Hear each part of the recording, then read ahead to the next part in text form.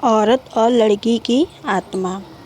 यह एक चौंका देने वाली घटना है जो 1950 में घटी हुई थी। उत्तर प्रदेश के रानी बाजार गांव में एक रामप्रकाश तिवारी नाम का आदमी रहता था। उसकी 5 साल की लड़की थी। उसे कैंसर की बीमारी थी और उसकी कई जगह से इलाज कराने के बाद भी वह जिंदा न बच सकी।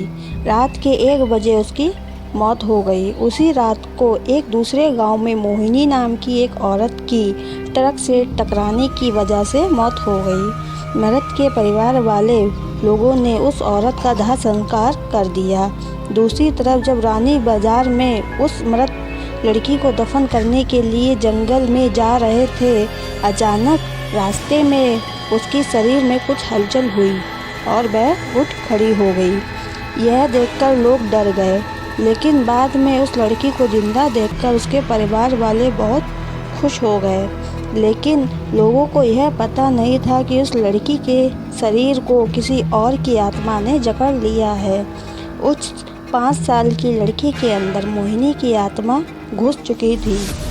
वह अलग जगह पर आकर बहुत दुखी और परेशान हो गई थी।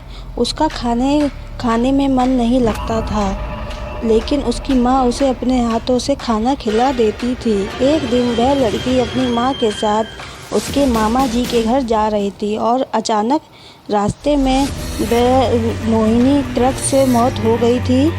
वह उस जगह पे आई। उस बच्ची ने अपनी माँ को इशारा करके बताया कि यह रास्ता उसके गांव की तरफ जाता है। उसकी माँ ने उसकी बातों को अनसुना कर दिया और मामा जी के घर पहुँच गई। उसके मामा जी के घर के पास मोहिनी के गांव की एक औरत सिमरन किसी काम से आई हुई थी। मोहिनी की आत्मा उसको पहचान कर उसको आवाज़ देने लगी। सिमरन को लड़की के मुंह से अपना नाम सुनकर आश्चर्य हुआ। सिमरन के पूछने पर उस लड़की ने उसको अपनी पूरी घटना बता दी और बोली कि मेरी मौत से पहले मेरे घर वालों ने मुझे जला दिया और इस बच्ची की खाली शरीर को देखकर मैं इसमें रहने लगी। जब सिमरन को यह बात सुनी तो उसने अपने गांव जाकर सारे गांव वालों को यह बता दी और पूरा परिवार मोहिनी से मिलने आ गया। उस लड़की ने सबको पहचान लिया और वह अपने पूरे परिवार के साथ अपने गांव चली गई और वापस रानी बाजार आने के लिए मना कर दिया, लेकिन लोगों के समझाने पर वह मान गई।